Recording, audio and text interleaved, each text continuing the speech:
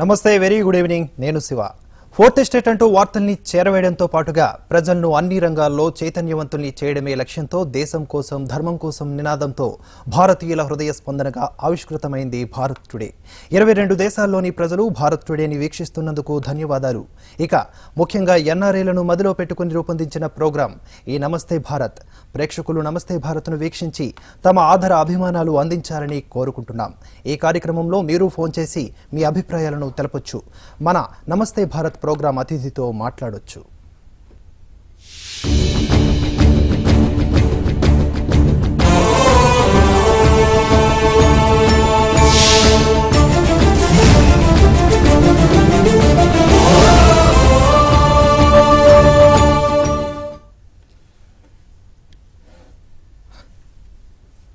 అసలే నివురుగప్పిన నిప్పులా ఉంది హెచ్యు. ఇలాంటి సమయంలో వీసీ అప్పారావు రాక విద్యార్థుల్లో మరింత కాకరేపింది. సరే, అంతర్గత సమస్యలను పరిష్కరించుకునేందుకు సిద్ధంగా ఉన్నామని వీసీ అప్పారావు ప్రకటించారు. విద్యార్థులతో చర్చలకు సిద్ధంగా ఉన్నామని అన్నారు. ఇలాంటి టైంలోనే జేఎన్యూ విద్యార్థి కన్హయ్య మళ్లీ హైదరాబాద్కు వచ్చారు. రోహిత్ తల్లిని పరామర్శించి హెచ్సియుకు వెళ్లారు. కన్హయ్య రాకపై పలు విద్యార్థి సంఘాలు వ్యతిరేకత వ్యక్తం చేశాయి. ప్రస్తుతం వర్సిటీలో పరిస్థితి అత్యంత దారుణంగా తయారైంది. చదువుకోవాల్సిన చోట ఈ వర్గ రాజకీయాలు దుమారం రేపుతున్నాయి. చాలా మంది విద్యార్థుల చదువులకు, ఇతర పరీక్షలకు విఘాతం కలిగిస్తున్నాయి. ఇంతకీ కన్హయ్యను హైదరాబాద్కు తీసుకురావడంలో ఏ పార్టీ నేతల హస్తముందనే దానిపై పలు అనుమానాలు వ్యక్తమవుతున్నాయి. ఇదంతా రాజకీయ స్టంట్ అనే విమర్శలు కూడా వ్యక్తమవుతున్నాయి. రోహిత్ ఆత్మహత్య అంశాన్ని రాజకీయ ప్రయోజనాలకు వాడుకునే దిశగా పార్టీలు ప్రవర్తిస్తున్నాయా? కన్హయ్యతో పాటు రాజకీయ నేతలు హెచ్సియుకు వెళ్లడం విమర్శలకు మరింత బలాన్ని చేకూరుస్తుంది. ఇలా మరోసారి హెచ్సియు క్యాంపస్లో పాలిటిక్స్కు ఆజ్యం పోసినట్లయింది. ఇక దీనిపై చర్చించడానికి మనతో పాటు నమస్తే భారత్ ప్రోగ్రాంలో ఉన్నారు తెలంగాణ బీజేపీ అధికార ప్రతినిధి ఉప్పల శారదా గారు. నమస్తే మేడం. నమస్కారం అండి. ఓవరాల్గా ఇవాళ నిన్న జరిగిన హెచ్సియులో ఘటనల్ని చూసుకున్నట్లయితే దేశంలో చర్చించుకోవాల్సిన విషయాలు చాలానే ఉన్నాయి, ఎన్నో సమస్యలు ఉన్నాయి. కానీ చర్చించుకోక తప్పని పరిస్థితి ప్రజల్ని చైతన్యపరచడానికి. ఓవరాల్గా నిన్న ఇవాళ జరిగినటువంటి హెచ్సియు ఘటనలపై మీ విశ్లేషణ? ఒక యూనివర్సిటీకి ఒక విద్యార్థి వస్తే దాని వెనకాల ఒక కుటుంబం యొక్క కృషి ఉంటుంది. ఆ కుటుంబం చిన్నతనం నుంచి ఆ పిల్లవాడిని కానీ అమ్మాయిని కానీ చదివించి ఎన్నో ఆశలు పెట్టుకొని ఆ గురువు, తల్లిదండ్రులు అందరూ కూడా ఒక సత్మార్గంలో వెళ్ళాలి, నా కొడుకు కానీ మా అమ్మాయి కానీ వారి భవిష్యత్తు బాగుండాలి అని ఎన్నో రకాలుగా పంపిస్తూ ఉంటారు. ముఖ్యంగా ఈ యూనివర్సిటీలో ప్రజాధనం ఎన్నో రకాలుగా వినియోగించి ఈ విద్యార్థుల్ని భావి భారతదేశానికి ఒక మూల స్తంభాలుగా తయారు చేయాలనే ఉద్దేశంతో ప్రభుత్వాలు ముందుకు నడిపిస్తూ ఉంటాయి. ఇటువంటి యూనివర్సిటీల్లో ఏదో ఒక ప్రలోభాలకి లొంగే, లేకపోతే ఇంకొక రకంగానో విద్యార్థులు పెడదో పడుతున్నారు. వారికి ఇక్కడ రాజకీయాలలో కానీ కుల మత తత్వాలతో కానీ ఏ రకంగా కూడా సత్సంబంధాలు లేకపోతే అనేక విభేదాలు పెట్టుకోవాల్సిన అవసరం అనేది లేనే లేదు. వారి ముఖ్యోద్దేశం ఒకటి ఉండాలి, ఏంటంటే ఈ భారతదేశానికి నేను ఒక వెన్నెముకగా తయారవ్వాలి, ఈ భారతదేశం నన్ను కానీ ఈ యొక్క కుటుంబం కానీ నన్ను ఇక్కడి వరకు ఎందుకు తీసుకొచ్చింది, నా కుటుంబాన్ని నేను సరిదిద్దుకోవాలి, నా యొక్క దేశాన్ని నేను సరిదిద్దుకోవాలి, నాకు ఈ అవకాశాన్ని ఇచ్చిన గురువులకు, తల్లిదండ్రులకు కృతజ్ఞతగా నా యొక్క ఏదైతే విద్య ఉంటుందో దాన్ని 10 మందికి పంచిపెట్టాలి అనే ముఖ్యోద్దేశాలతో రావాలి. అంతేకాని ఎక్కడో అఫ్జల్ గురు ఎవరండి, యాకూబ్ మీనన్ ఎవరండి? అసలు వాళ్ళిద్దరూ ఈ దేశానికి పట్టిన చీడ పురుగులు. ఈ దేశాన్ని చెదలాగా తినేసి, అడుగు నుంచి తినేసి అనేక మంది ప్రాణాలు దోచుకున్న మహాక్రూరులు. అటువంటి టెర్రరిస్టుల్ని భారతదేశం తన యొక్క ఈ మొత్తం మనకి ఏదైతే ఈ యొక్క స్వాతంత్రాన్ని తెచ్చుకున్నాక మొట్టమొదటిసారిగా ఈ అఫ్జల్ గురు ఉరి తీసేటప్పుడు అర్ధరాత్రి 2 గంటలకు కూడా స్పెషల్ బెంచ్ను ఏర్పాటు చేసి ఉరికి సుప్రీంకోర్టు మళ్ళీ కూడా ఒక బెంచ్ నిర్ణయం చేసింది. ఈ నిర్ణయం చేసిన బెంచ్ యొక్క ఫలితం కారణంగానే ఉరి అనేది రాష్ట్రపతి కూడా క్షమాభిక్ష పెట్టడానికి ఇతను అర్హుడు కాదు అన్నాక మాత్రమే ఉరిదీశారు. ఇవన్నీ తీసిన దానికి విద్యార్థులు ఎందుకు ఇటువంటి వాటిలో కల్పించుకోవాలి? విద్యార్థులు తమకు ఏదైనా ఉన్నట్టంటే తమ ఆవేశాన్నో లేకపోతే తన యొక్క ఒక ఉద్రిక్తతను అంటే చదువు మీద చూపించాలి, గురువుల మీద నాకు ఇంకా క్లాసులు కావాలి, నాకు ఇంకా ఫెసిలిటీస్ కావాలి, నాకు ఇంకా ఒక మంచి కోర్స్ తీసుకురండి, ఈ దేశంలో ఇటువంటిది ఉంది, ఈ దేశంలో ఇటువంటి ఉంది, ఇవన్నీ మనం తెచ్చుకుందామనే ఒక మంచి కార్యక్రమాల్లో వెళ్లకుండా ఈ రకంగా ఉగ్రవాద ధోరణిలో వెళ్ళడం ఎంత మాత్రం మన దేశానికి కానీ విద్యార్థులు కానీ భావి భారత పౌరులకు కానీ మంచి పద్ధతి కాదు. దీనిలో ఏదైతే కమ్యూనిస్టులు కాంగ్రెస్లు ఇటువంటి దాన్ని ప్రోత్సహిస్తున్నారో అది మరింతగా ఈ యొక్క దిగజారుడుతనానికి మనం ఒక పెద్ద మెట్టు అని చెప్పి మాత్రం చెప్పుకోవచ్చు. కాబట్టి యూనివర్సిటీల్లో ఎప్పుడు కూడా కులమత రాజకీయాలకి అతీతంగా ఉండాలి. విద్యార్థులందరూ వారి యొక్క భవిష్యత్తు తీర్చిదిద్దుకోవాలనే ఒకే ఒక సత్సంకల్పంతో ఆ యొక్క యూనివర్సిటీ కానివ్వండి వారి కుటుంబానికి కానీ మంచి పేరు తేవాలని మాత్రమే మేము చెప్పగలం. రైట్. నిన్న వీసీ అప్పారావు గారి రాక, ఇవాళ చూసుకున్నట్లయితే కన్హయ్య రాక చూస్తూ ఉంటే ఏదో అంతర్గత శక్తులు ఇవన్నీ చేస్తున్నట్లు అనిపిస్తుందా? విశ్లేషణ 100%. ఇప్పుడు మనకి కన్నయ్య ఇక్కడికి వచ్చే ముందు ఎవరిని కలిసాడండి? రాహుల్ గాంధీని కలిసి ఆ కన్నయ్య ఒక్క మనం కుటుంబ పరిస్థితుల్ని మనం చూసినట్టయితే అతని తల్లి ఒక అంగన్వాడీలో ఉండే ఒక కార్యకర్త, అక్కడ ఉండే ఒక అంగన్వాడీలో పనిచేసే ఒక యువతి. అటువంటికి వారి కుటుంబం నుంచి వచ్చిన కన్నయ్య ఈరోజు ఫ్లైట్లలో దిగి అంతంత మంది విద్యార్థుల దగ్గర కారుల్లో వచ్చి ఈ రకంగా ఉన్నాడు అంటే ఎవరి మద్దతు లేకపోతే కన్నయ్యని ఈరోజు టీ-షర్ట్స్ విద్యార్థులందరికీ కూడా భగత్ సింగ్ దిను కన్నయ్యది ఫోటోలు వేసిన టీ-షర్ట్స్ అక్కడ మనం చూస్తున్నాము. అసలు కన్నయ్య ఏం మాట్లాడాడని? అంతకుముందు కన్నయ్యని ఫిబ్రవరిలో అరెస్ట్ చేశారు. అరెస్ట్ చేసినప్పుడు ఎందుకు అరెస్ట్ చేయాల్సి వచ్చింది? అసలు కన్నయ్య బ్యాక్గ్రౌండ్ ఏంటి? ఆ కన్నయ్య మన దేశాన్ని అన్న మాటలేంటి?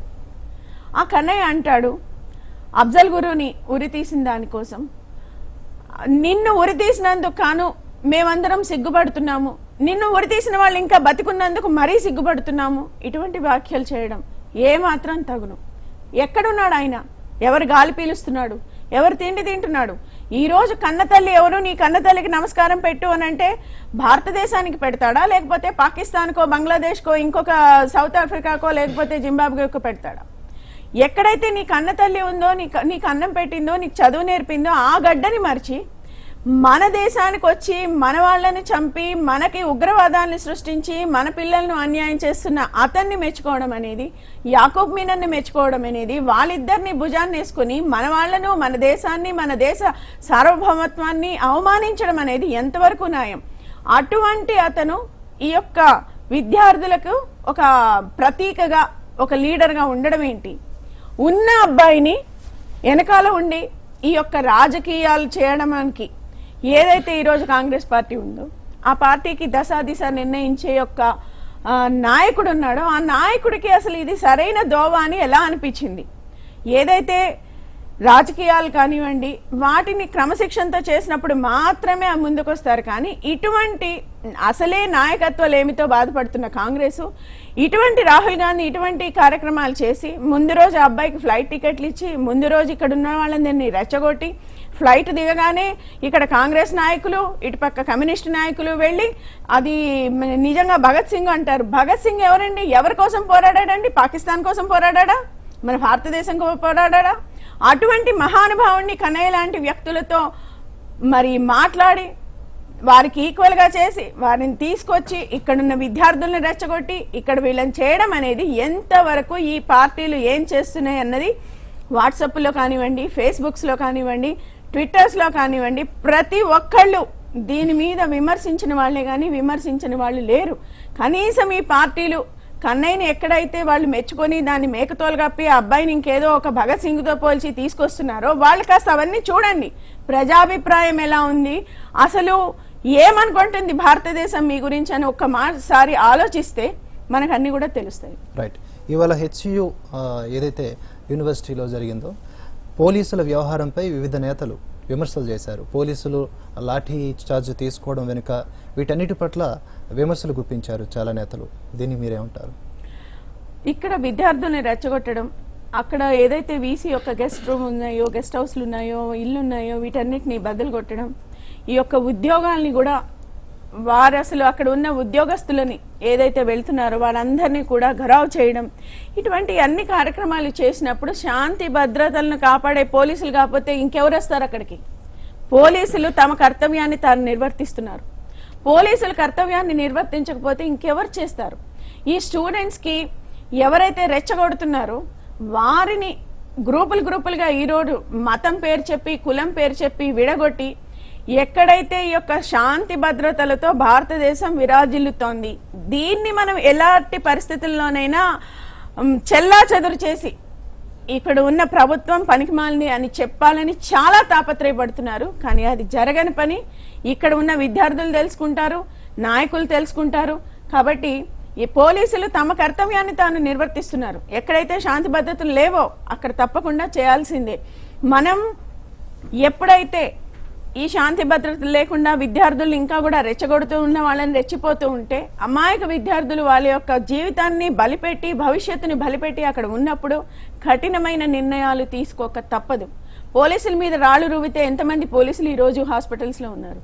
కాబట్టి ఇరు పక్కల కూడా ఇక్కడ సమస్యలు ఎదురవుతూ ఉన్నాయి.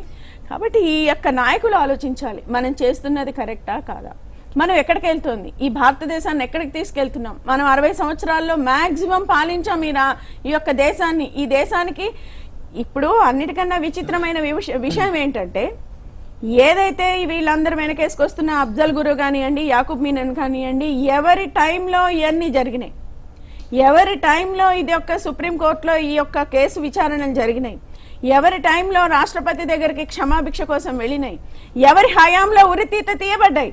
అప్పుడు తప్పు అని తెలియని లేదా ఈ యొక్క నాయకులకి? ఆ రోజు ఉరి శిక్షలు మీ హయాంలోనే కదా జరిగినాయి.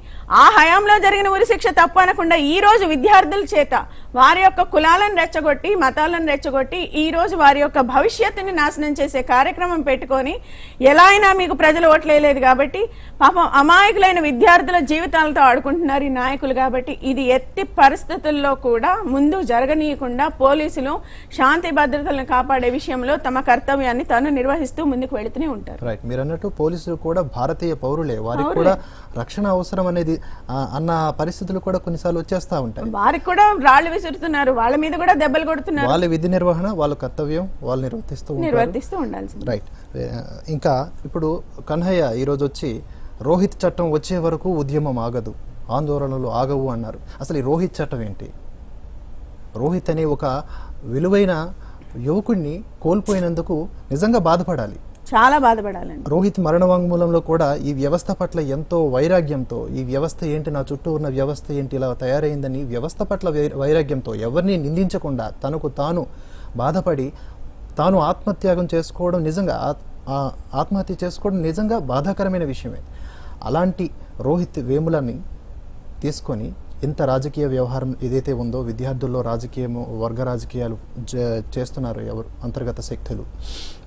అయితే ఇప్పుడు ఆ కన్హయ్య వచ్చి ఈ అలాంటి విలువైన రోహిత్ని పట్టుకొని రోహిత్ చట్టాన్ని తీసుకొస్తాను అంటున్నాడు. ఈ రోహిత్ చట్టం ఏంటి, అసలు దీనికి సంబంధించిన మీ విశ్లేషణ? ఇంతకుముందు ఇదే యూనివర్సిటీలో ఇంతకుముందు 10 సంవత్సరాల కాంగ్రెస్ హయాంలో కూడా సుమారు 9 మంది విద్యార్థులను సస్పెండ్ చేసినారు. మరి ఆ విద్యార్థులను ఎందుకు సస్పెండ్ చేశారు అని చెప్పి ఏ ఒక్క నాయకుడైనా వచ్చి అడిగాడా? వారి గురించి ఎప్పుడైనా ఎందుకు సస్పెండ్ చేశారని ఏ ఒక్క లీడర్ అయినా వచ్చి నించున్నాడా? ఇదే రోహిత్ అంతకుముందు 20 రోజుల పాటు నిరాహార దీక్షలు చేస్తూ కూర్చున్నాడు. మరి ఆ రోజు ఏమైంది? ఈ నాయకులందరూ ఎక్కడికి వెళ్ళారు? నిజంగా అబ్బాయిది తప్పు లేదు అని అనుకుంటే ఆ రోజు వచ్చి వారికి ఎందుకు అండదండగా నిలబడలేకపోయారు? ఈ రోజు అతని మరణాన్ని ఒక సాకుగా తీసుకొని ఏదైతే మోడీ గారి ఒక మంచి యొక్క పరిపాలన దేశ విదేశాలలో మెచ్చుకుంటూ ముందుకు వెళుతున్నారు, ఈ దేశాన్ని ఏదో రకంగా అతలాకుతలం చేయాలనే మీ యొక్క ఆలోచన తప్ప, ఆ రోహిత్కి నిజంగా ఆ రోహిత్ యొక్క మరణ వాంగ్మూలంలో ఈ రకంగా రాశాడు అంటే వీళ్ళందరూ కూడా ఎంత ప్రెషర్ పెట్టి ఉంటారో అసలు ఆలోచించండి. ఎవరు వచ్చారు ఆ రోజు ఎక్కడైతే మరి గొడవ చేసిన ఏ ఒక్క నాయకులు, ఇక్కడ లోకల్లో ఉన్న నాయకులు రాలేదు, ఏ పార్టీ నాయకులు రాలేదు, ఏ ఒక్క జాతీయ నాయకులు రాలేదు. చనిపోయిన వెంటనే పరిగెత్తొచ్చుకుని శవాల మీద శవరాజకీయాలు చేస్తున్నారు వీళ్ళందరూ కూడా. రోహిత్ చట్టం ఏంటండి? రోహిత్ చట్టం, రోహిత్ ఎవరు? రోహిత్ వాళ్ళ అమ్మగారికి జరగాల్సిన న్యాయం చూడండి. ఒక కొడుకుని కోల్పోయిన తల్లి యొక్క గర్భ శోకాన్ని చూడండి. ఇటువంటివి విద్యార్థులు ఇటువంటి వాటిల్లో కలగజేసుకోకూడదు. విద్యార్థులు ఎంతసేపు కూడా తమ యొక్క భవిష్యత్తు మీద, తమ చదువు మీద, తమ యొక్క తెలివితేటల మీద, తమ దేశ యొక్క పేరు ప్రఖ్యాతుల్ని పెంపొందించడం మీద, దేశ విదేశాలలో మనం యొక్క చదువుకున్న చదువుని ఇంకా ఏ రకంగా మనం అభివృద్ధి చేసుకోవాలనే విషయంలో మనం ముందుకు వెళ్ళాలి తప్ప పనికి మాలిన రాజకీయాలు వంట పట్టించుకొని, పనికి మాలిన ప్రోత్సాహాలు పెట్టుకొని ఈ రకంగా ఇంకా రోహిత్ చట్టం అంటే అసలు ఏం చట్టం? ఆ అబ్బాయి ఏ కులానికి చెందినవాడు? ఆ అబ్బాయిని తీసుకెళ్లి నేను అంబేద్కర్ కులంలో నేను జాయిన్ చేశాను, అంబేద్కర్ ఆశాజ్యోతి అని అంటున్నారు. అంబేద్కర్ ఇలాంటివి చేయమని ఏ రోజైనా చెప్పారా? అంబేద్కర్ చెప్పిన ఏ ఒక్క రాజ్యాంగంలోనైనా ఇలాంటివి చేయమని ఏ రోజైనా చెప్పారా? రోహిత్ చట్టం అంటే మరి ఆ కన్నయ్యకి తెలియాలి. అఫ్జల్ గురువుని కానివ్వండి, యాకూబ్ మీనన్ కానివ్వండి, అదేంటి వాళ్ళని చంపిన వాళ్ళని గురించి ఇంకా వాళ్ళు చచ్చిపోలేదా అని చెప్పి చింతిస్తున్నాను అని చెప్పి స్లోగన్స్ ఇచ్చే ఈ యొక్క కన్నయ్యకి తెలవాలి. రైట్, మనతో మాట్లాడడానికి శ్రావణ్ అందుబాటులో ఉన్నారు. శ్రావణ్ నమస్తే అండి, వెల్కమ్ టు నమస్తే భారత్. నమస్తే సార్. నమస్తే అండి, శారదా గారు ఉన్నారు, మాట్లాడండి. మేడం నమస్తే అండి. నమస్కారం అండి. ఇది యాక్చువల్లీ ఇప్పుడు తెలంగాణ కోసము కొన్ని వందల మంది చచ్చిపోయింది. అప్పుడు రాణి రాహుల్ గాంధీ.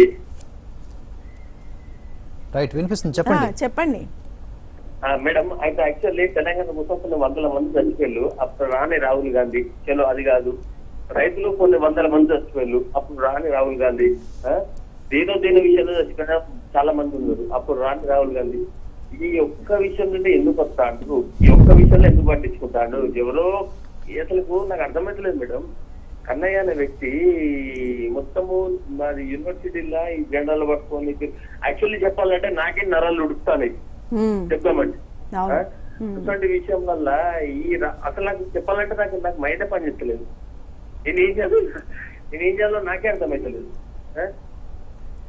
అటువంటి విషయాలు రాహుల్ గాంధీ, కాంగ్రెస్ గవర్నమెంట్ వీళ్ళు ఎంత సపోర్ట్ ఇస్తారో నాకు తెలుస్తుంది. ఇట్లనే వీళ్ళు చేసినాకో నెక్స్ట్ ఎప్పుడైనా వీళ్ళకు 40-50 సీట్లు వస్తాయి. నెక్స్ట్ వీళ్ళు ఇట్లనే బిహేవ్ చేసినాకో చూపించాలని చెప్తాను, ఒక సీట్ రాదు.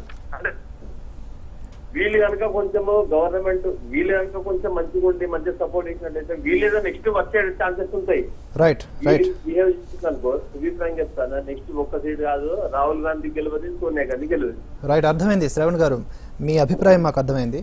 రైట్, అంటే శ్రవణ్ గారు చెప్తున్నారు ఏంటంటే తెలంగాణలో ఎన్నో ఉద్యమాలు జరిగాయి, తెలంగాణ రావడానికి ప్రత్యేక తెలంగాణ కోసం ఎన్నో ఉద్యమాలు జరిగాయి, ఎంతోమంది విద్యార్థులు అమరులయ్యారు. అలాగే రీసెంట్గా చూసుకున్నట్లయితే సియాచిన్లో దుర్ఘటనలో ఎంతోమంది జవాన్లు ప్రాణాలు కోల్పోయారు మన భారతదేశం కోసం.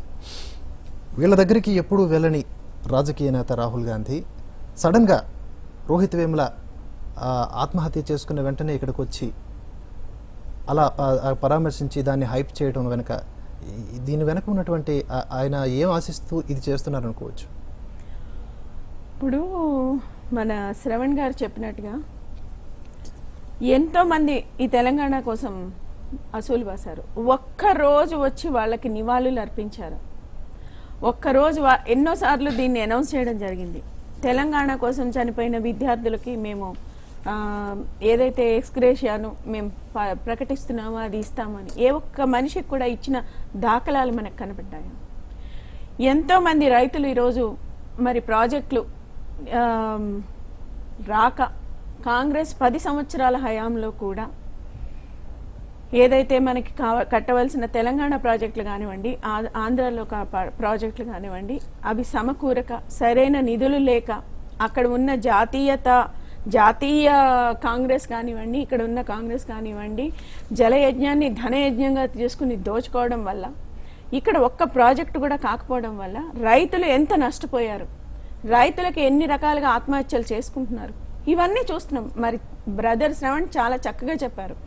ఇవన్నిటినీ వదిలేసి ఎక్కడ ఉన్న టెర్రరిస్టులని నెత్తినేసుకుని వాళ్ళని గురించి చాలా పొగిడేసే ఈ యొక్క కన్నయ్య లాంటి వాళ్ళని గురించి వచ్చి వాళ్ళ కోసం ఫ్లైట్లు అరేంజ్ చేసి, వాళ్ళ కోసం టీషర్ట్లు అరేంజ్ చేసి, వాళ్ళ కోసం కొంతమంది రౌడీల్ని గుండాల్ని తెచ్చి మొత్తం యూనివర్సిటీలు నింపేసి ఇటువంటి కార్యక్రమాలు చేసే కాంగ్రెస్ పార్టీని విద్యార్థులు అసహ్యించుకుంటారు, అదే రకంగా ప్రజలు అసహ్యించుకుంటారు.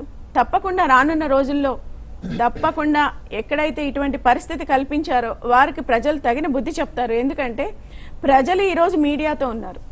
మీడియా ప్రతి విషయాన్ని పూసగుచ్చినట్లు ప్రతి మనిషికి చెప్తోంది. ఇక్కడ అసలు ఏం జరిగింది అన్న విషయం మీడియాకు తెలుసు. ఆ అబ్బాయికి ఉన్న ఏదో ఒక బాధ వల్ల తను చనిపోయాడు, కానీ మరణ వాంగ్మూలంలో కూడా ఈ పరిస్థితి ఎందుకు వచ్చింది, దేనివల్ల నేను చనిపోయానన్న బాధ కూడా ఆయన రాయలేదు. అటువంటి దాన్ని తీసుకొచ్చి దాన్ని అసలు దేశాన్నే కించపరిచే పరిస్థితికి వెళ్ళిపోయారు. దేశం ఏ దేశంలో ఉన్నామండి? మనం మన భారతదేశంలో ఉన్నాం, భారతదేశంలో పుట్టాం, భారతదేశంలో పెరిగాం, దాని గాలి మనం పీలుస్తున్నాం, భారతదేశానికి మొత్తం రుణపడి ఉన్నాం. మన కన్న తల్లి పాలు తాగి రొమ్ము గుద్దుతున్నారు ఈరోజు.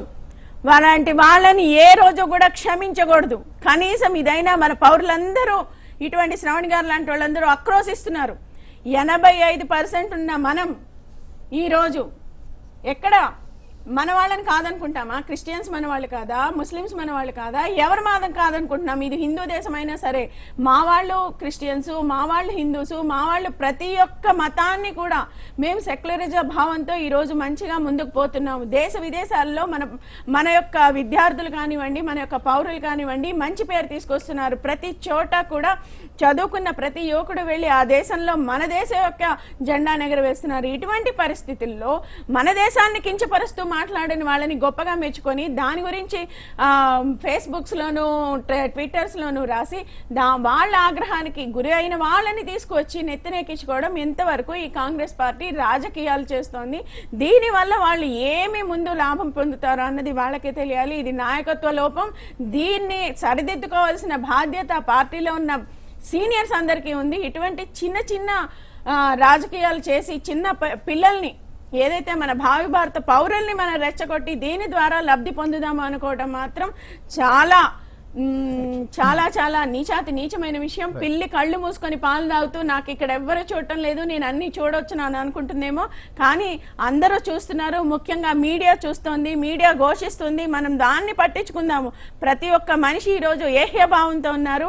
మన భారతదేశాన్ని, అసలు మన భారత పౌరుల్ని మీరు ఇలా మాట్లాడడం అనేది ఏ ఒక్క వ్యక్తి కూడా జీర్ణించుకోలేకపోతున్నారు అనేది విషయం. మనతో పాటు మనకి సిద్ధంగా ఉన్నారు అనిల్.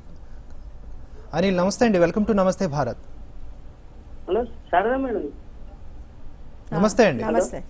నమస్తే అండి మేడం గారు. నమస్తే అనిల్. మేడం, ఇది మన కన్నయ్య ఉన్నారు కదా మేడం, అసలు ఆయన ఎందుకు టాప్ చేస్తాను? వాళ్ళు దేశ ద్రోహి మేడం, వాడు దేశ ద్రోహి. అట్లాంటి పట్టుకొని వాని గురించి ఇంత టాపిక్ పెడతాను కదా మీరు. వాడిని ఏంటంటే మీరు కంపల్సరీ వానికి ఎక్కువగా మాట్లాడతాం కదా మేడం, దాన్ని ఇంకా టాప్ చేయాలి మీరు. కాకపోతే మన పేరు ఇన్నిసార్లు మనం మీడియాలో న్యూస్ లో విని ఏంటంటే కరెక్టే. ఇప్పుడు ఈ రోజుల్లో ఏమవుతుందంటే ఎక్కడైతే నెగటివిటీ ఉంటుందో దాన్ని మీడియా ఎక్కువగా ఎక్స్పోజ్ చేయడం కూడా చూస్తున్నాం. ఏదైతే కన్నయ్య అరెస్ట్ కావడం, విడుదల చేయడం, మళ్ళీ ఈ రోజు రావడం, ఇదంతా కూడా ప్రతి టీవీ ప్రతి ఛానల్ అతని హీరోయిజాన్ని, నెగిటివ్ రోల్ ని కూడా పాపులర్ చేసినట్టుగానే ఈ నెగిటివ్ కన్నయ్య పేరు కూడా రకరకాలుగా వినబట్టడంతో ఇది నిజంగానే ఒక ఏహ్యభావం అందరిలో కలుగుతుంది. కాబట్టి ఇటువంటి కూడా తగ్గించాలి. ఇటువంటి వాళ్ళని కనీసం మీడియా నెగ్లెక్ట్ చేసి చూపించకుండా వదిలేస్తే ఇంకా మంచిదని చెప్పేసి మేము అనుకుంటున్నాం. రైట్, ఇప్పుడు చిన్న బ్రేక్ తీసుకుందాం. బ్రేక్ తర్వాత హెచ్సియులో తాజా పరిణామాలపై మాట్లాడదాం. చిన్న బ్రేక్ తీసుకుందాం, చూస్తూనే ఉండండి భారత్ టుడే.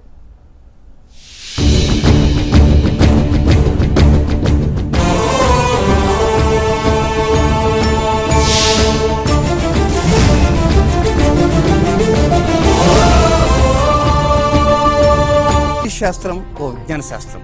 శాస్త్రీయ పునాదులపై రూపొందించిన శాస్త్రమే ఈ జ్యోతిషం.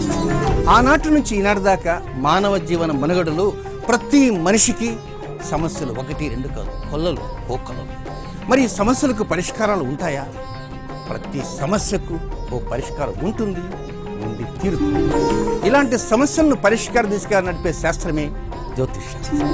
అలాంటి సత్యం మరోసారి నిరూపితం కాబోతున్నది శుభదర్శనం కార్యక్రమంలో, మీ భారత్ టుడేలో.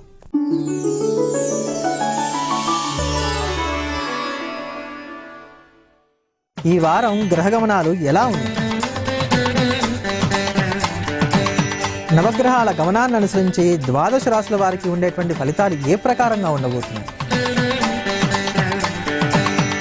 ఏ రాశి వారు ఎటువంటి పరిహారాలను పాటించాలి, ఏ దైవాన్ని స్తోత్రం చేయాలి, ఎటువంటి మంత్రాలను పారాయణ చేయాలి, ఏ దేవాలయాన్ని దర్శనం చేయాలి. మేషాది 12 రాశుల వారికి కూడా ఉండేటువంటి శుభాశుభాలను తెలియజేస్తూ అందుకు వారు పాటించవలసినటువంటి పరిహారాలను సూచించేటువంటి అద్భుతమైనటువంటి కార్యక్రమమే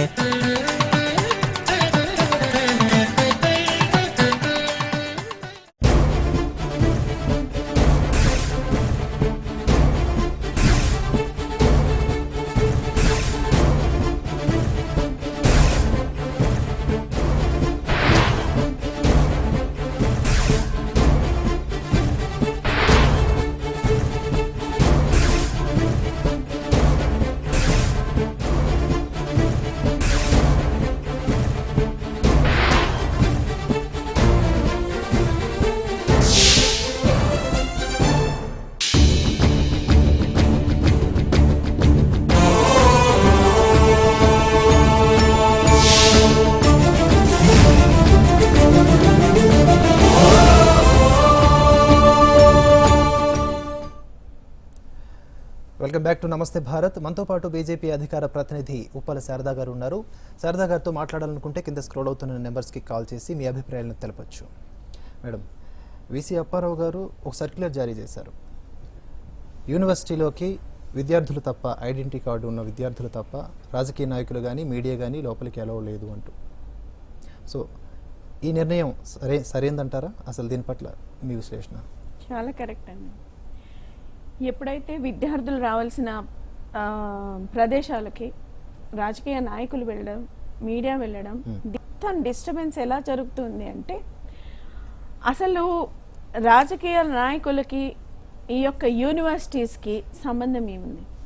ఎక్కడైతే విద్య నేర్చుకొని వారు భవిష్యత్తు బాగు చేసుకోవాల్సిన చోట ఇప్పుడు విద్యార్థి నాయకులు, అక్కడ ఎలక్షన్స్, ఇవే ఒక ప్రతి ఒక్క చాట్ల కూడా రాజకీయాలు, ప్రతి రాజకీయ పార్టీకి ఒక వింగ్ ఉండడం వల్ల ప్రతి రాజకీయ పార్టీకి ఇక్కడ చాలా రకాల విభేదాలు, విద్యార్థుల్లోనే గ్రూపులు అవ్వడం, కొట్టుకోవడం, ఇవన్నీ వస్తుంది. ఇటువంటి పరిస్థితుల్లో మళ్ళీ కూడా రాజకీయ నాయకులు వెళ్ళడం వల్ల అక్కడ మళ్ళీ కూడా ఏ నాయకుడు వెళ్తే ఆ నాయకుడు కలవడంతో విద్యార్థులు అదేదో ఒక హీరోని చూసినట్టు, ఒక క్రికెటర్ని చూసినట్టు, ఏదో ఒక రాజకీయ నాయకుడిని కూడా రోజు మీడియాలో చూస్తాం కాబట్టి డైరెక్ట్గా చూస్తున్నాం, ఆయనతో మాటలు వింటున్నాం, ఇది ఒక గొప్ప అనుకుని వెళ్ళి ఆయన వాళ్ళ ఉద్దేశాలను తమతో అంగీకరింపజేసుకొని వెనకాల అది మంచి చెడు లేకుండానే ఈరోజు ఎక్కడైతే మరి ఈ విషయాలన్నీ జరుగుతున్నాయో అదే రకంగా విద్యార్థులు తయారవడానికి ఆస్కారం ఉంది. కాబట్టి ఎట్టి పరిస్థితుల్లో కొన్నాళ్ల పాటు అట్లీస్ట్ ఇటువంటి అన్నీ కూడా రూపం ఆపే వరకు కూడా యూనివర్సిటీస్కి ఐడి కార్డులు పెట్టుకొని విద్యార్థులు మాత్రమే వెళ్ళడం అనేది ఒక చక్కటి సూచన. మిగతా వాళ్ళు వెళ్ళడం వల్ల అక్కడ ఉన్న డిస్టర్బెన్స్ తప్ప ఏ రకమైన ఉపయోగం మాత్రం లేదని మన అందరికీ తెలిసిన విషయం. వీసీ అప్పారావు గారు ఆయన చేసిన తప్పేం లేదు. అక్కడ ఏదైతే సుశీల్ కుమార్ అనే అబ్బాయి, ఏబీవీపీ అబ్బాయిని ఎక్కడ రోహిత్ కుమార్ అండ్ బ్యాచ్ కలిసి చావు చితకగొట్టారు. దానివల్ల ఆ రోహిత్ కుమార్కి వెన్నెముక ఇరిగిపోయి ఆ అబ్బాయి 4 రోజులు హాస్పిటల్లో ఉన్నాడు. అసలు ఎందుకు ఈ సుశీల్ కుమార్ హాస్పిటల్లో ఉన్నాడు అంటే ఈ రోహిత్ అండ్ బ్యాచ్ కొట్టారు. అసలు రోహిత్ వాళ్ళు కొట్టడానికి కారణం ఏంటి అని అంటే, ఒక ఏదైతే ఒక ఫేస్బుక్లో ఈ యాకూబ్ మీనన్ని ఉరిదీసిన వాళ్ళని ఉరిదీస్తాము, ఉరిదీసిన వాళ్ళని చంపేస్తాము, యాకూబ్ మీనన్ చాలా గొప్పవాడు అని చెప్పి వ్యాఖ్యలు పెట్టడం. యాకూబ్ మీనన్ ఎవరండి? వరుసగా బాంబు దాడులు చేసి అనేక మంది భారతీయులను పొట్టను పెట్టుకున్న ఒక క్రూరుడు, టెర్రరిస్టు. అటువంటి వాడిని పొగుడుతున్నప్పుడు ప్రతి ఒక్కళ్ళకి కూడా భావ స్వాతంత్రం, వాక్ స్వాతంత్రం, అలానే దాని మనోభావాల్ని పంచుకునే స్వాతంత్రం ఉంటుంది. ఈ అబ్బాయిలు చెప్పారు, ఇటువంటివి నువ్వు భారతదేశానికి అవమానిస్తున్నట్టు, భారతదేశ పౌరులను చంపిన టెర్రరిస్ట్ వాడు అనేసి. దానికోసమని ఈ అబ్బాయి సుశీల్ కుమార్ని కొట్టడం. ఆ అబ్బాయి వాళ్ళ తల్లి వెళ్ళి అక్కడ హైకోర్టులో కేసు పెట్టినప్పుడు ఆ హైకోర్టు ఒక డెసిషన్ ఇచ్చింది, ఇటువంటివి యూనివర్సిటీల్లో ఇటువంటివి చెద పురుగుల్ని రానివ్వకూడదు. ఎప్పుడైతే ఇది చెదలాగా మన దేశంలో ఉండి మన దేశం యొక్క నీళ్లు తాగి మన దేశం యొక్క గాలి పీల్చి పక్క దేశంలో ఉన్న టెర్రరిస్టులని పొగిడే యొక్క విధానాల్ని మాత్రం యూనివర్సిటీలోకి రాకూడదని చెప్పి హైకోర్టు ఇచ్చిన దాన్ని వారు నిర్వర్తించారు తప్ప అది తమంత తాము చేసుకున్నది కూడా కాదు. ఈ రకంగా ఒక 6 months సస్పెండ్ చేసిన అబ్బాయికి ఎన్నో రకాలు ఉంటాయి. ఆ అబ్బాయి సస్పెండ్ చేశారని ఒకవేళ బాధపడుతూ ఉన్నప్పుడు కూడా ఈ పార్టీలో మద్దతు తెలుపు ఉండాల్సింది, ఈ పార్టీలో అన్ని రకాలు చేసి ఉండాల్సింది. అసలు విషయాన్ని మసిపోసి మారేడుకాయ చేసి ఈరోజు ఏదో ఇక చనిపోయిన రోహిత్ కుమారు చాలా అన్యాయంగా అందరూ కలిసి పొడిచి చంపేశారన్నట్టుగా చేయడం మాత్రం చాలా అన్యాయం. ఇక్కడ ఒక రకంగా రోహిత్ కుమార్కి జరిగింది చాలా అన్యాయం. ఏ రకంగా ఆ తల్లిదండ్రులు పెంచి పోషించిన అబ్బాయి తన భవిష్యత్తు చూసుకోకుండా ప్రలోభాలకు లోనై ఏదో ఒక శక్తులకి మధ్యలో లొంగిపోయి ఆ రకంగా వాటిని వ్యాఖ్యలు చేసి దాన్ని తను చేసుకోవడం వల్ల అక్కడ అబ్బాయి చనిపోవడం జరిగింది. దీన్ని ప్రతి ఒక్కళ్ళు కూడా ప్రతి తల్లి కూడా బాధపడుతుంది. ఏ తల్లి కూడా తన బిడ్డలు పైకి రావాలని ఆలోచిస్తుంది, ఏ ఒక్క కుటుంబం కూడా తన బిడ్డలు పైకి రావాలని ఆలోచిస్తుంది. అటువంటి తల్లి బాధపడుతుంది. ఆ తల్లికి మీరు ఏదన్నా ఇవ్వండి, ఆ తల్లికి మిగతా బిడ్డలు ఉన్నారు వాళ్ళకి కావాల్సిన సదుపాయం చేయండి. ఆ తల్లికి ఇలాంటి ఈ పిల్లలు ఇలా పెడదవ పడుతుంటే పట్టకూడదని చెప్పి మిగతా తల్లులకు తెలియజేయండి. అంతేగాని చనిపోయిన రోహిత్ ఒక్కడే ఏదో అన్యాయం అయ్యారు, మిగతా వాళ్ళు అన్యాయం కాలేదు అన్నట్టుగా అక్కడ వచ్చి రోహిత్ కుమార్ చట్టాన్నే మీరు తేవాలి అంటే ఏ రకమైన చట్టాన్ని తేవాలి? అంటే విద్యార్థులు ఎవరైనా టెర్రరిస్టులని ఉరిదీసినప్పుడు, అది కూడా మీ హయాంలో ఉరిదీసినప్పుడు వాళ్ళ మీద వ్యాఖ్యలు చేస్తుంటే అటువంటి వారిని మనం ఏ రకంగా కూడా మందలించకూడదు అని తీస్తారా చట్టం? లేదా భారత మాతకి జై అనే ఒక నినాదాన్ని చేసుకోవడానికి మేము సిగ్గుపడుతున్నాము అని చెప్పే ఒక విద్యార్థుల్ని మనం ఏం చేస్తాం? భారతదేశంలో ఉన్న విద్యార్థులు అసలు మన భారతదేశం మన కన్న తల్లి, మన భారతీయులందరూ మనం అన్నదమ్ములుగా మెలగాలి, మన భారతదేశంలో ఉన్న ప్రతి ఒక్కళ్ళని మనం గౌరవించుకోవాలి, అటువంటి మన భారత మాతని మనం ఎప్పుడూ కూడా జిందాబాద్ అని చెప్పాలి, జై అని చెప్పాలి అనే విషయాన్ని మర్చిపోయి నేను భారత మాతకి జై అనను, నేను భారతీయుడినే కాదు అన్నట్టు మాట్లాడే వాళ్ళకి మద్దతు ఇవ్వడం అనేది ఏ రకంగా మన భారతదేశాన్ని ముందుకు తీసుకెళ్లే మనుషులని మనం అనుకోవాలి? ఏ రకమైన చట్టాలు తెస్తారు ఈరోజు? ఇటువంటి అసలు కనీసం కూడా భారతదేశానికి ఏ రకంగా వన్నె తెస్తారు అనే విషయం కూడా ఈరోజు మనకి ఈ యొక్క కాంగ్రెస్ పార్టీ, కమ్యూనిస్ట్ పార్టీ వాళ్ళ ద్వారా మనకు తెలుస్తున్నాయి. మరి యూనివర్సిటీల్లో ఈ విద్యార్థి సంఘాలు ఏవైతే ఉన్నాయో, ఏఐఎస్ఎఫ్ కానీ, ఏఎస్ఎఫ్ కానీ, ఏబీవీపీ కానీ, వీటి యొక్క అవసరం ఉందంటారా? విద్యార్థులకి ఈ విద్యార్థి సంఘాలు ఎందుకు, అవి యూనివర్సిటీలు ఎందుకు, అవి చేసే పని ఏంటి, వాటి వల్ల లాభ నష్టాలు ఏంటి? విద్యార్థి సంఘాలు విద్యార్థులకు ఎక్కడైనా ఏ రకంగానైనా అన్యాయం జరిగిందా? వాళ్ళ మెస్సుల్లో భోజనాలు బాలేవా? వాళ్ళ పుస్తకాల్లో పాఠ్యాంశాలు చెప్పటం లేదా? వాళ్ళకి ఉన్న పరిసరాలు పరిశుభ్రంగా లేవా? లేదా వాళ్ళకున్న లెక్చరర్స్ సరిగ్గా చదువు చెప్పటం లేదా? వాళ్ళకి ఇంకా అక్కడ ఉన్న విద్యా అవకాశాలు తక్కువగా ఉన్నాయా? ఉద్యోగాలు ఏమన్నా ఇవ్వాలా ప్రభుత్వాలు? ఉద్యోగాలకు కావాల్సిన ఏమన్నా అవసరాలు ఉన్నాయా? ఏదన్నా స్కిల్ నేర్చుకోవడానికి ఇంకా మాకు డెవలప్మెంట్ ఇవి కావాలి, ఇటువంటివి కావాలండి వాళ్ళకి. అంతేకాని అనవసరమైన రాజకీయాలలో తలదూర్చడానికి మాత్రం ఏ ఒక్క విద్యార్థి సంఘం పని చేయకూడదు. దానివల్ల వారికే నష్టం జరుగుతుంది. ఈ రోజు ఇటువంటి నష్టం ఈ రోజు విద్యార్థులందరూ కూడా ఈ చదువును కోల్పోతున్నారు, వారు ఎక్కడైతే భవిష్యత్తును కోల్పోతున్నారు.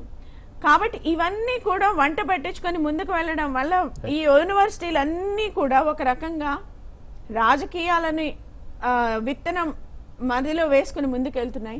రానున్న రోజుల్లో వారు ఏ ఉద్యోగంలో ఉన్నా సరే వారు అదే అవలంబిస్తారు. ఆహా, నాకేదో అన్యాయం జరిపోయింది, నాకేదో అన్యాయం జరిపోయింది. మనకున్న పాజిటివ్ థింకింగ్ అంతా పోయి నెగటివ్ థింకింగ్ లోకి వెళ్ళిపోతూ ఉంటారు. కాబట్టి ఎట్టి పరిస్థితుల్లో కూడా విద్యార్థి సంఘాలు ఉండాలి, లేవని కాదు. విద్యార్థి సంఘాలు అనేవి విద్యార్థి అభ్యున్నతి కోసమే ఉండాలి తప్ప వేరే పని కోసం కాదు, రాజకీయం కోసం కాదు. మనతో పాటు మాట్లాడడానికి ప్రకాష్ గారు అందుబాటులో ఉన్నారు. ప్రకాష్ గారు నమస్తే అండి, వెల్కమ్ టు నమస్తే భారత్. శారదా గారు ఉన్నారు, మాట్లాడండి. నమస్తే సార్. నమస్తే మేడం. నమస్తే అండి మేడం. చూస్తున్నాము అంటే ఇప్పుడు రోహిత్ ఘటన కావచ్చు, లేకపోతే ఈ కన్నయ్య పరిస్థితి కావచ్చు, చూస్తున్నాము. అయితే ఈ మీడియా కూడా బాగా అంటే దాన్ని హైప్ చేస్తున్నట్టు అనిపిస్తున్నది మేడం. అంటే ప్రతి కూడా ఇట్లా చూపెట్టేసి ప్రతి గంటకోసారి అరగంటకోసారి చూపెట్టి మమ్మల్ని కూడా జనాల్ని కూడా ఎట్లా అంటే అసలు ఏం జరిగిందో తెలియదు, అట్లా మొత్తం కన్ఫ్యూజ్ చేసి పడేస్తుంది మీడియా కూడా. అన్ని ఛానళ్ళు ఒక్కో ఛానల్లో ఒక్కో రకంగా మాట్లాడి, నేషనల్ ఛానల్ అయితే ఒక్కో ఛానల్ ఒక్కో రకంగా మాట్లాడుతుంది మేడం. ఇక తెలుగు ఛానల్ అయితే ఇక ఇదే వార్త అన్నట్టు ఆ కన్నయ్యను ఇక మొత్తం నేషనల్ లీడర్ చేసి పడేసిండ్రు మేడం. మాకైతే అర్థమైతలేదు మరి మీరు అన్నట్టు అంటే మరి అసలు ఈ సంఘాలు కూడా ఎందుకు మేడం? ఇప్పుడు ఇటువంటి పరిస్థితుల్లో సంఘాలన్నింటినీ కూడా తీసిపడేసి రద్దు చేసి అందరు కూడా స్టూడెంట్ కిందికి వచ్చేస్తే అయిపోతుంది కదా మేడం. ఈ కన్నయ్యను హీరోని చేయడము, అదేదో అన్యాయం జరిగిపోయిందని చెప్పి ఇట్లా చేయడము, స్టూడెంట్స్ మధ్యలో రాహుల్ గాంధీ కూడా మధ్యలో మీటింగులు పెట్టి వీళ్ళను గైడ్ చేయడం, ఇదంతా ఎందుకు మేడం? మాకు చూసేటోళ్ళకి కూడా తలనొప్పి. అసలు టీవీ పెట్టబుద్ధి అయితలేదు వార్తా ఛానల్. చాలా కరెక్ట్గా చెప్పారు ప్రకాష్ గారు. ఈరోజు అసలు కన్నయ్య అనే వ్యక్తి యొక్క అసలు ఏంటి అన్నది కూడా నేను చెప్పాను. ఆ కన్నయ్య ఏమంటాడు అంటే, అఫ్జల్ గురు ఉరి తీసినప్పుడు, అయ్యో బాబు అఫ్జల్ నాకు చాలా సిగ్గేస్తుంది, నిన్ను ఉరి తీసిన వాళ్ళందరూ ఇంకా బతికే ఉన్నారు, అసలు భారతదేశానికి నువ్వు ఎంత మంచి గొప్ప పని చేసావు అటువంటి వ్యాఖ్యలు మాట్లాడాడు. అటువంటి వ్యాఖ్యలు మాట్లాడారని చెప్పేసి అబ్బాయిని అరెస్ట్ చేశారు. తర్వాత మళ్ళీ క్షమాపణలు చెప్పుకొని ముందుకు వచ్చాడు. మళ్ళీ కూడా ఈ రకంగా అసలు అన్యాయంగా ఇక్కడ ఉన్న విద్యార్థులందరినీ రెచ్చగొడుతున్నాడు. ఆ విషయం మనందరికీ బాగా తెలుసు. ఎక్కడైతే టెర్రరిస్టులని ప్రోత్సహించే ఒక పద్ధతిలో ఈ రకంగా విద్యార్థులందరినీ కూడా ఒక గ్రూప్గా చేసి వాళ్ళని అమాయకత్వంతో ఆడుకుంటున్నారు. ఇదంతా కూడా మీడియా నిజంగానే వాళ్ళకి ఇంపార్టెన్స్ ఇచ్చి లైవ్లు పెట్టి వాళ్ళని చూపించడం వల్ల ఇంకేదో అయిపోతుంది, ఇంకేమో అవుతుంది అని చెప్పి అసలు ఏ విషయం తెలియని ఆ ప్రజలందరూ కూడా నిజంగా ఆ విషయాన్ని తెలుసుకుంటున్నారు. అది కూడా ఒక రకంగా ఒక మంచి ఇదే అనుకోవచ్చు. అసలు కన్నయ్య ఎవరు, అతను ఎందుకు వస్తున్నాడు ఇక్కడికి, ఢిల్లీ నుంచి ఇక్కడికి రావాల్సిన అవసరం ఏముంది, ఆ అబ్బాయి ఎందుకు చనిపోయాడు, అవన్నీ కూడా మీడియా పూర్వాపరాలన్నీ కూడా చక్కగా విశదీకరించడం వలన మాత్రమే అందరికీ తెలుస్తుంది. మరి మీడియా పాత్ర కూడా చాలా ఇంపార్టెంట్. ఇక్కడ మీడియా ఎప్పుడైతే ఇటువంటి లైవ్లు చూపిస్తూ ఉందో ప్రతిసారి కూడా అసలు అబ్బాయి ఎవరు, రోహిత్ ఎవరు, ఎందుకు చనిపోయాడు, రోహిత్ చేసిన వ్యాఖ్యలేంటి, ఆ అబ్బాయి చనిపోవడానికి ముందు వెనుక ఉన్న కారణాలేంటి, దానిని ఎలా వీళ్ళందరూ రాజకీయంగా వాడుకుంటున్నారు, శవ రాజకీయాలు చేసే పార్టీలు ఎవరు, ఆ యొక్క అబ్బాయి కన్నయ్య అబ్బాయి బ్యాక్గ్రౌండ్ ఏంటి, ఆర్థిక పరిస్థితులు ఏంటి, ఈరోజు ఆ అబ్బాయిని భగత్ సింగ్తో పోల్చడం ఏంటి, ఎందుకు మన భారతదేశం ఇంత దిగజారిపోయేటట్టుగా మాట్లాడుతున్నారు ఈ ప్రముఖులందరూ అన్న విషయాన్ని కూడా మరి తప్పకుండా మీడియా చూపించాలి. మీడియా ఎప్పుడైతే అలా చూపిస్తూ ఉందో అప్పుడు మాత్రమే ప్రజలందరికీ కూడా అసలు ఉన్న ఈ పద్ధతి అంతా తెలుస్తుంది. ఇంతకుముందు కాంగ్రెస్ హయాంలో 9 మంది విద్యార్థులను సస్పెండ్ చేశారు. మరి అప్పుడు ఎందుకు సస్పెండ్ చేశారు? అప్పుడు సామాజిక స్పృహ ఏమైంది? అప్పుడున్న కులమత ద్వేషాలు ఎందుకు రెచ్చగొట్టలేదు మీరు? ఈ రోజు అపోజిషన్లో ఉన్నందుకు ఏం చేయాలో తోచక ఇటువంటి కార్యక్రమాలు చేయడం, ఎక్కడైతే టెర్రరిస్టులని వెనకాలేసుకొచ్చిన విద్యార్థుల్ని నెత్తిన పెట్టుకొని మోయడం అనేది సిగ్గు చేయటని చెప్పేసి మనందరికీ తెలుస్తుంది. రైట్. మరోవైపు యూనివర్సిటీలో ఏవైతే విద్యార్థి సంఘాలు ఉన్నాయో, ఆందోళన కార్యక్రమంలో పాల్గొంటున్నాయో, వందల్లో ఉన్నటువంటి విద్యార్థులు చేస్తున్న ఆందోళన కారణంగా ఓవరాల్గా యూనివర్సిటీలో ఉన్నటువంటి వేలాది మంది విద్యార్థులు ఇవాళ మౌలిక సదుపాయాలు కోల్పోయిన పరిస్థితి. వైఫై లేదు, కరెంటు లేదు, మెస్ లేదు. ఓవరాల్గా చూసుకున్నట్లయితే ప్రొఫెసర్లు క్లాసులు కూడా జరగటం లేదు. భావితరానికి ఎన్నో పరిశోధనలు చేసి మంచి అద్భుతమైన రిజల్ట్స్ ఇవ్వాల్సినటువంటి విద్యార్థులు కూడా ఇక్కడ ఇబ్బంది పడుతున్నారు. ఆ కోణంలో కూడా మనం చూడాల్సిన అవసరం ఎంతైనా ఉంది. ఇక్కడ ఇదంతా ఓ పరిస్థితి అదుపులోకి రావాలి అంటే రాష్ట్ర ప్రభుత్వం, కేంద్ర ప్రభుత్వం ఎలాంటి చర్యలు తీసుకుంటే బాగుంటుందంటారు? తప్పకుండా రాష్ట్ర ప్రభుత్వం, కేంద్ర ప్రభుత్వం ఈరోజు ఖచ్చితమైన అభిప్రాయాలతో ఉన్నాయి. ఎక్కడైతే విద్యార్థుల్ని పక్కదోవ పట్టిస్తున్నారో వాళ్ళందరినీ కూడా లోపలికి రానివ్వడం కానీ, మీటింగులు పెట్టుకొనివ్వడం కానీ ఇటువంటివి కూడా చేయకపోవడం వల్ల కొంచెమైనా కంట్రోల్లో ఉంటుంది. శాంతి భద్రతలు అక్కడ నెలకొంటున్నాయి. ఈరోజు నాయకులు మాట్లాడుతున్నారు, కన్నయ్య మీటింగ్ పెట్టుకుంటే మీకేమవుతుంది అని. మీటింగ్ పెట్టి అక్కడ వందలాది కుర్రాళ్ళని మనం ప్రోత్సహించి అక్కడికి తీసుకువస్తే మధ్యలో కొంతమంది కొన్ని గ్రూపులు ఉంటాయి, కొంతమంది కొన్ని గ్రూపులు ఉంటాయి. అక్కడ అందరూ రక్తాలు వచ్చేటట్టు కొట్టుకుంటే ఎవరు శాంతి భద్రతలు కాపాడేవాళ్ళు అక్కడ? కాబట్టి ఇక్కడ ఎందుకు ఈ అబ్బాయిని తీసుకురావాలి?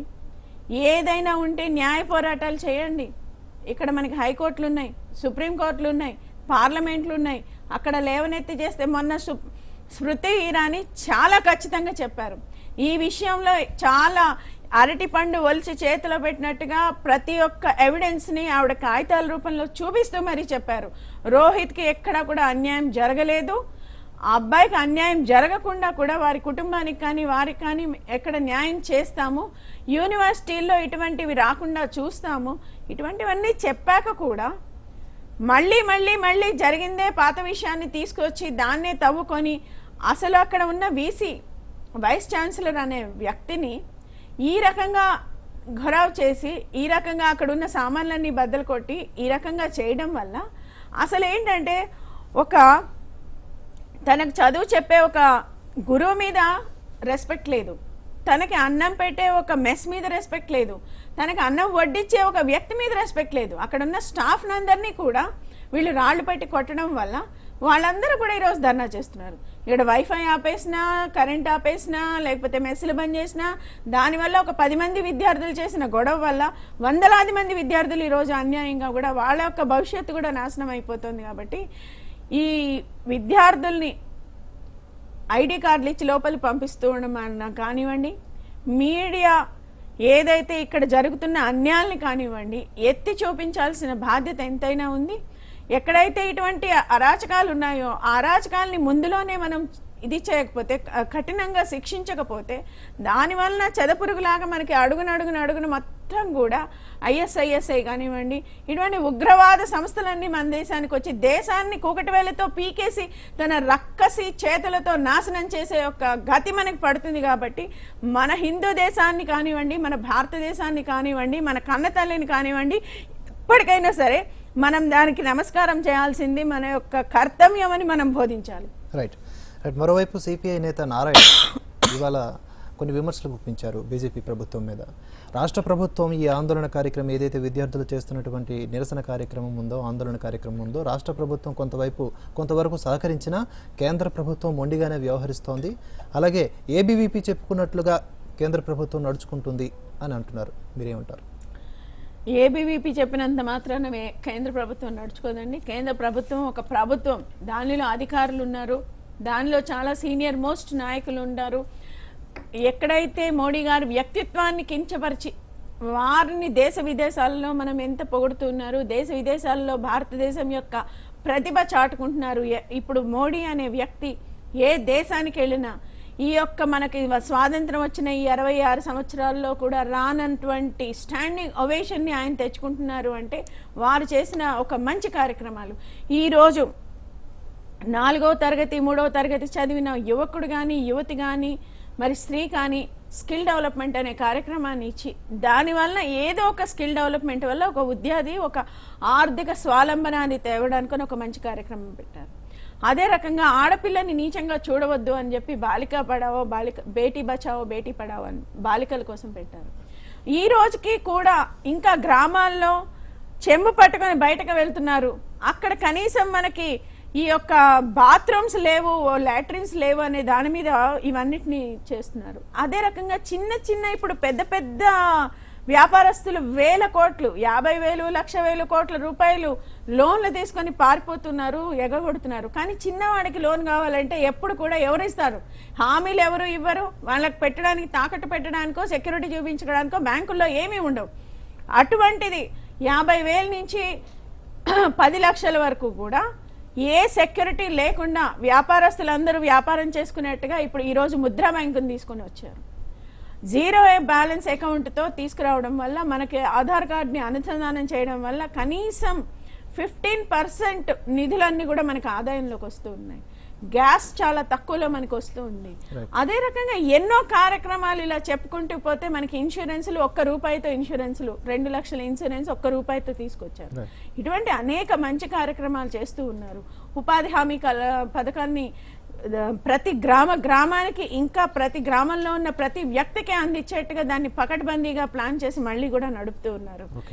అటువంటి పరిస్థితుల్లో మన భారతదేశం ఎక్కడైతే టెక్నాలజీని ఇప్పుడు ఈరోజు రైల్వేస్లో చూస్తే మీకు స్వచ్ఛ భారత్ లాంటి కార్యక్రమాలే కాకుండా టెక్నాలజీ ఒక బస్సులు కానివ్వండి, రైళ్లు కానివ్వండి, గవర్నమెంట్ ఆఫీసులు కానివ్వండి, ప్రతి ఒక్క దానిలో కూడా టెక్నాలజీని అభివృద్ధి చేసి అన్నీ ఆన్లైన్ చేసుకోవడం వల్ల ఈరోజు మనకు ఎప్పుడైతే ఏదైతే కుంభకోణాలు జరిగినాయో వాటిలో ఒక్కదానిలో కూడా ఆవశ్యకత లేదు. ఎక్కడ ఈ కుంభకోణం మోడీ గారి వల్ల జరిగింది అనే ఒక మనకి అభియోగం లేదు. ఇలాంటి అభియోగాలు లేనప్పుడు ఏ రకంగా ఈ పార్టీని మనం వేలెత్తి చూపించాలి, ఏ రకంగా ఈ పార్టీని పార్లమెంటు నడవకుండా స్తంభింపచేయాలి అనే ఒకే ఒక్క కోరికతో ఈ లెఫ్ట్ పార్టీలు కానివ్వండి, లేకపోతే కాంగ్రెస్ పార్టీలు కానివ్వండి, ఇటువంటివన్నీ చేయడం వల్ల ఏదో ఒక లబ్ధి పొందుతామని చెప్పేసి విద్యార్థుల్ని రెచ్చగొడుతున్నారు తప్ప ఏ రకంగా కూడా ఇది రాజకీయాలకి వెళ్లాల్సిన అంశము కాదు, ఇది విద్యార్థుల్ని రెచ్చగొట్టాల్సిన అంశము కాదు,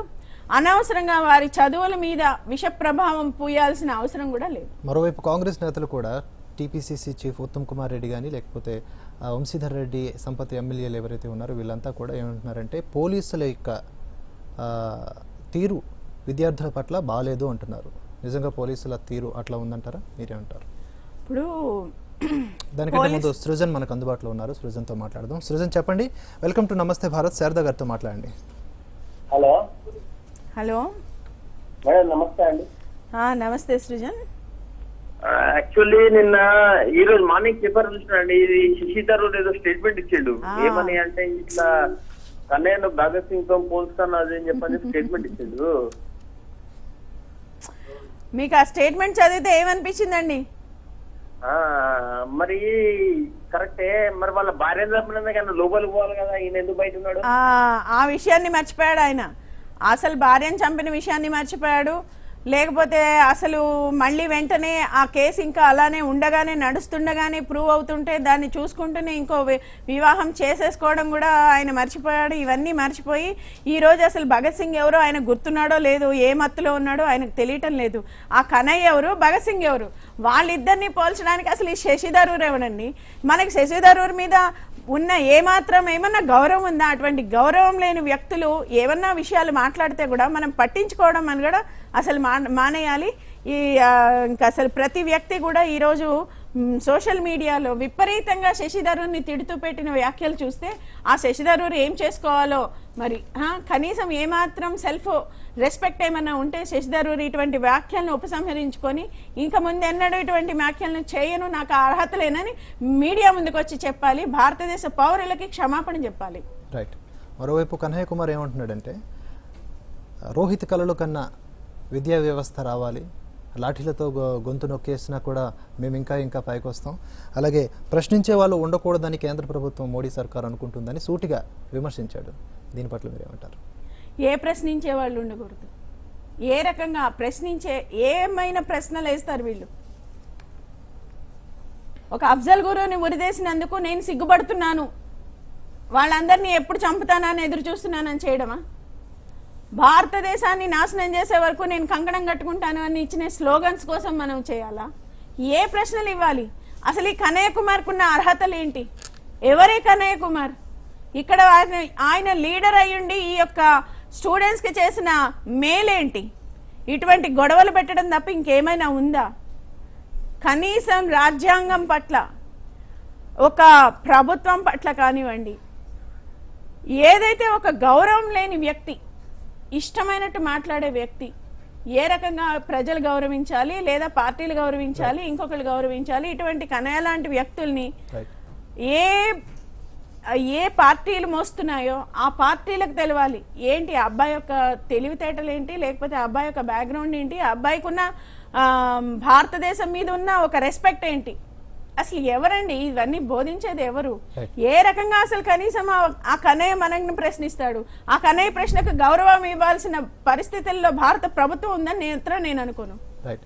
మరోవైపు ఏవైతే ఈ సమస్య సద్దుమనుగనివ్వకుండా ఇప్పుడు హెచ్యు ఘటన తర్వాత జేఎన్యు రాష్ట్ర రాజధాని అలాగే దేశ రాజధానిలో జరుగుతున్నటువంటి వ్యవస్థ చల్లబడుతున్నట్టే చల్లబడి మళ్ళీ ఎవరో ఆజ్యం పోస్తున్నట్లుగా మళ్ళీ పైకి వస్తూ ఉంది. ఇప్పుడు వాళ్ళ ప్రధాన డిమాండ్ ఏంటంటే వైస్ ఛాన్సలర్ని తొలగించాలి అని. వైస్ ఛాన్సలర్ని తొలగించడానికి ఉన్న ఆటంకాలు ఏంటి? వైస్ ఛాన్సలర్ని తొలగిస్తే వాళ్ళు ఆందోళన విరమిస్తారేమో, దీనికి మీరేమంటారు? ఏమంటున్నావు అంటే ఇంతకు ముందు 9 మందిని సస్పెండ్ చేశారు. ఆ వైస్ ఛాన్సలర్ పట్ల కాంగ్రెస్ ప్రభుత్వం ఆనాడు ఏ రకమైన స్టెప్స్ తీసుకుంది? అసలు అంతమందిని మీరు సస్పెండ్ చేయడానికి గల కారణాలు ఏంటి? ఆ రోజున్న వీసీలు ఏం చేశారు? ఇవన్నీ కూడా బయట పెట్టమనండి. ఎవరి మృతికి ఎవరు కారణాలు కాదు. అక్కడ ఉన్న ఆ అబ్బాయి 20 రోజుల ముందు నుంచి చేస్తూ ఉంటే మీరు అందరూ ఏమైపోయారు? అప్పుడు ఎందుకు న్యాయం చేయలేదు? ఒక వ్యక్తి చనిపోయాక శవరాజకీయం చేయడమే మీకు వస్తుందా? ఎందుకు ఆ అబ్బాయిని ముందుగానే వచ్చి కాంగ్రెస్ పార్టీ ఆదుకోలేదు, కమ్యూనిస్ట్ పార్టీ ఆదుకోలేదు? ఈ రెండు పార్టీలు ఏమైపోయినాయి అప్పుడు? రైట్, మనతో మాట్లాడడానికి శ్రీకాంత్ అందుబాటులో ఉన్నారు. నమస్తే శ్రీకాంత్, వెల్కమ్ టు నమస్తే భారత్. శారదా గారు ఉన్నారు, మాట్లాడండి. సార్ నమస్తే మేడం. నమస్తే అండి. నమస్తే అండి మేడం. యాక్చువల్లీ ఇప్పుడు కన్నయ్య డైరెక్ట్ హైదరాబాద్ వచ్చేటప్పుడు ఎవరి దగ్గర పోయింది మేడం? కన్నయ్య హైదరాబాద్ వచ్చేటప్పుడు ఎవరి దగ్గర కన్నయ్య అనే రాహుల్ గాంధీ గారు టికెట్ ఇచ్చి పంపించారమ్మా. అవునా? అంతేనా? అంతే. అంటే ఇదంతా జరిగేది ఎవరు? రాహుల్ గాంధీ, సిపిఎం, సిపిఐ వీళ్ళంతా అడుగుజాడలు నడుస్తుంది. అంతే అంతే 100% అంతే. మీకు తెలుస్తుంది కదా, మనం ఇదేదో సీక్రెట్ గా జరిగిన విషయం కాదు. రాహుల్ గాంధీ అంత బిజీగా ఉండే మనిషి ఈ కన్నయ్య దగ్గర కూర్చోబెట్టుకొని మాట్లాడి ప్లాను, ప్రోగ్రాము, మ్యాప్ అన్ని ఇచ్చి పంపించి ఎన్ని రాళ్ళు వేయాలి, ఎంతమందిని కొట్టాలి, ఎన్ని ధర్నాలు చేయాలి, ఇవన్నీ కూడా అక్కడ ఎయిర్పోర్ట్ లో ఎంతమంది రిసీవ్ చేసుకోవాలి, ఎంతమంది టీ షర్ట్లు వేసుకోవాలి, ఏ రకమైన స్లోగన్స్ చెప్పాలి, ఏ రకమైన ప్లే కార్డ్స్ పెట్టుకోవాలి, ఎంతమంది పోలీసుల మీద ఎలాంటి రాళ్లు రువ్వాలి, వాళ్ళని పోలీసుల్ని రెచ్చగొట్టాక ఆ పోలీసులు ఏమన్నా కొడితే మళ్ళీ మనం మీడియా ముందుకు వచ్చి ఎలా బాధపడాలి, పోలీసుల దౌర్జన్యాన్ని, జులుంని తగ్గించాలని ఎలాంటి స్లోగన్లు ఇవ్వాలి, ఇవన్నీ కూడా రాహుల్ గాంధీ గారు మరి కమ్యూనిస్ట్ పార్టీలు స్లోగన్స్ ఇవన్నీ ప్రిపేర్ చేసి ఆ కన్నయ్యను పంపించారు. కాబట్టి ఇది అంతా కూడా మనకు తెలుస్తూనే ఉంది. ఆ ప్రోగ్రామ్ మ్యాప్ అంతా ఎక్కడి నుంచి వచ్చిందో, ప్రోగ్రామ్ ఇదంతా ఎక్కడైతే వీసీ మళ్ళీ జాయిన్ అవుతున్నారు అని తెలవగానే అప్పుడు మళ్ళీ రగిల్చాలి, ఆ వీసీని రానివ్వకుండా చేయాలి. ఏ రకంగానైనా సరే ఈ యొక్క భారత ప్రభుత్వాన్ని, ఇక్కడ ఉన్న బీజేపీ ప్రభుత్వాన్ని ఇరకాటంలో పెట్టాలి. ఎక్కడ ఏ సమస్యలు ఉన్నాయి, ఎన్నో రాష్ట్రాల్లో ఎన్నెన్నో సమస్యలు ఉన్నాయి. అక్కడ ఉన్న రైతులు బాధలు పడుతున్నారు, మరి అనేక చోట్ల అనేక రకాలైన కార్యక్రమాలు ఉన్నాయి. అవన్నిటిని వదిలేసి ఈ యొక్క రోహిత్ గురించే ఎందుకు పట్టించుకొని మొత్తం కూడా రాహుల్ గాంధీ తన శ్రమంతా ఇందులో పడుతున్నారు అన్న విషయాన్ని మాకైతే అర్థం కావటం లేదు. రైట్. మరోవైపు మార్చి 23 అంటే దేశానికి స్వాతంత్ర సమర ఏదైతే ఉందో భగత్ సింగ్, రాజ్గురు, సుఖదేవ్ లాంటి ముద్దు బిడ్డలు ఉరికొయ్యలకు ఎక్కిన రోజు, మన కోసం ప్రాణత్యాగాలను చేసిన రోజు ఇది. వాళ్ళని స్మరించుకుంటూ అలాంటి భగత్ సింగ్ని, అలాంటి మన వీరుణ్ణి కొంతమందితో పోల్చేస్తున్నారు ఇష్టం వచ్చినట్లు. ఎవరితోనో ఎందుకో ఏ ప్రయోజనాల కోసం పోల్చేస్తున్నారు. నిజంగా భగత్ సింగ్కి జరిగినటువంటి దీన్ని ఏ విధంగా తీసుకోవచ్చు అంటారు? చాలా శోచనీయం అండి. అసలు భగత్ సింగ్ ఒక్క వీరుడు దేనికోసం తల ఎగ్గి తన ప్రాణాలు కోల్పోయాడు? ఎవరు ఎక్కడ మన భారతదేశంలో ఒక అత్యున్నతమైన గౌరవాన్ని కాపాడు కోసం, మన స్వేచ్ఛ వాయువులు మనం పీలుస్తాం కోసం, మన మీద ఉన్న ఎక్కడైతే మనకి ఉన్న అప్పటి ఉన్న వెట్టి చాకరీ నుంచి విముక్తి చేయడం కోసం ఆ రోజు భగత్ సింగ్ మన్ని వచ్చారు. అక్కడున్న బ్రిటిషర్స్ మననేంటి పాలించాం, మా భారతదేశం నాకు కావాలి మీరందరూ అని ఒక పోరాట యోధుడు.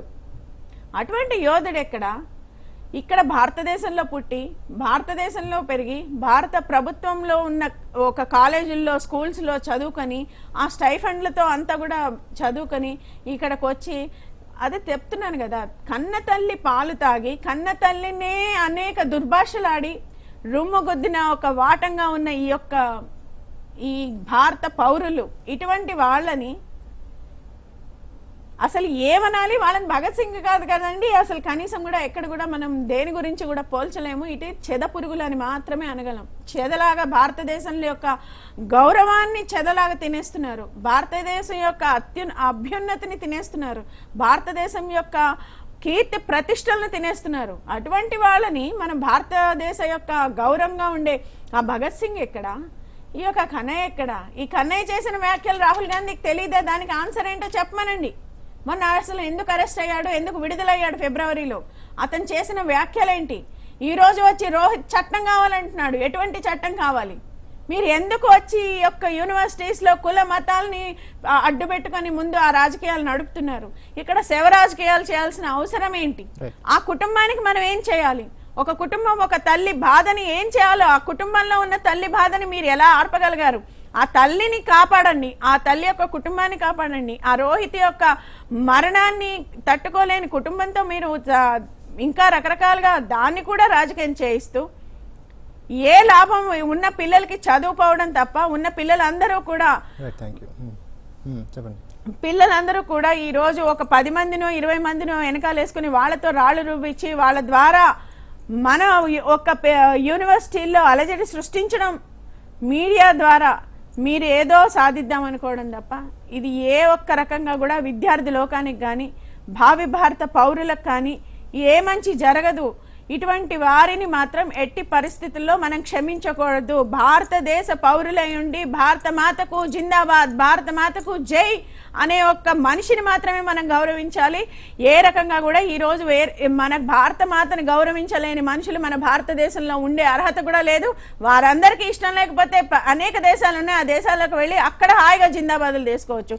అంతే తప్ప భారత మాతకి జై అన్నలేని ఏ పౌరుడు కూడా భారతదేశంలో ఉండడానికి అర్హత లేని పౌరుడని మాత్రం మనం ముందు చెప్పుకోవాలి. వాళ్ళు కూడా వద్దంటున్నారు, మీ దేశాన్ని ప్రేమించిన వాళ్ళు మా దేశానికి ఎందుకు పనికి వస్తారని వాళ్ళే అంటున్నారు. అంతే కదా. థ్యాంక్ యూ సో మచ్ అండి డిస్కషన్లో పాల్గొన్నందుకు. రైట్, దేశం కోసం ప్రాణాలు అర్పించిన భగత్ సింగ్, రాజ్గురు, సుఖదేవులను మరోసారి తలుచుకుంటూ వారికి జోహార్లు అర్పిస్తూ భారత్ టుడే ఇది ఇవాల్టి నమస్తే భారత్. రేపటి నమస్తే భారత్లో మళ్ళీ కలుద్దాం. చూస్తూనే ఉండండి భారత్ టుడే, భారతీయుల హృదయ స్పందన.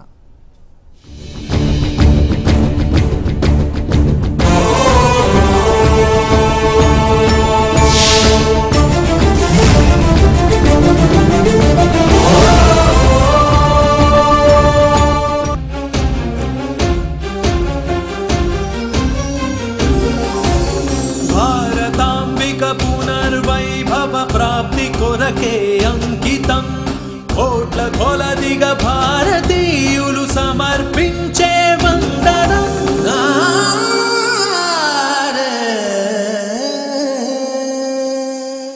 పేదరికం, నిరక్షరాస్యత, అనారోగ్యం, అధిక జనాభా, వర్షాభావం, కరువు, అప్పులు, ఆత్మహత్యలు, అవినీతి, అభద్రత, లైంగిక దాడులు,